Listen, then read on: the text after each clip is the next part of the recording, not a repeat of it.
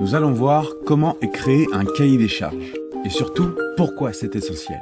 Car dans un projet, il y a toujours un demandeur, c'est-à-dire une personne qui exprimera un besoin à satisfaire, et le concepteur qu'on appellera chef de projet. Ils vont tous les deux se mettre d'accord sur le projet à réaliser et créeront ainsi un cahier des charges qui comportera tout ce dont ils ont parlé. Mais quelles informations peut-on trouver dedans ? En fait, pour cela, il faut expliquer l'origine de la démarche. Car pour créer ou réaliser un objet technique, on doit respecter les contraintes qui ont été exprimées par le demandeur. Une contrainte est une règle imposée au concepteur au niveau du fonctionnement, de l'ergonomie, de la sécurité, de l'environnement, de l'esthétique, mais aussi au niveau du budget. Nous pouvons donc comprendre que pour faciliter le travail du concepteur, toutes ces contraintes seront répertoriées et listées dans un document contractuel qu'on appellera le cahier des charges.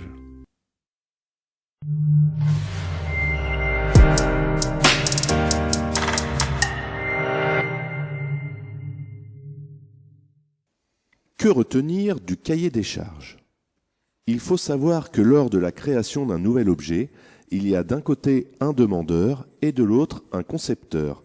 Le concepteur est celui qui va créer l'objet et il doit bien comprendre ce que veut le demandeur, à savoir à quoi va servir son objet, sa fonction d'usage, ce qu'il aime dans cet objet, sa fonction d'estime, mais il doit prendre en compte aussi les normes de sécurité, de l'environnement, les coûts à ne pas dépasser et le délai de fabrication.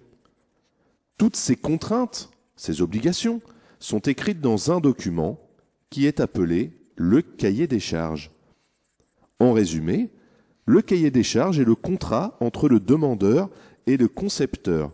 C'est le lien écrit entre ces deux personnes. Tout au long du projet, il faudra y faire référence et vérifier que l'on respecte ce cahier des charges.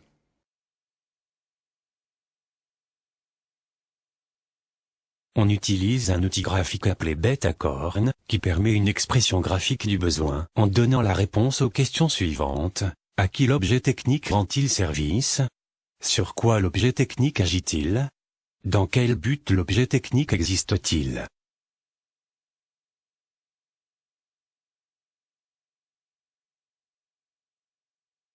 Voici un exemple pour une fontaine à eau. L'expression du besoin pour une fontaine à eau peut être décrite par le graphe ci-contre. À qui la fontaine rend-elle service ? À l'utilisateur. Sur quoi la fontaine agit-elle ? Sur l'eau minérale. Dans quel but ?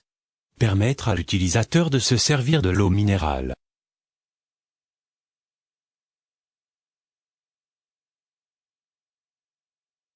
Ce diagramme est constitué de l'objet technique, au centre, et des éléments de son environnement ou milieu extérieur. Il sert à l'expression de fonctions, et donc permet la représentation graphique d'une partie du cahier des charges. Il permet également de bien identifier l'environnement d'évolution du système, de déterminer avec précision et concision les relations entre ce système et les éléments du milieu environnant et les relations entre couples d'éléments extérieurs.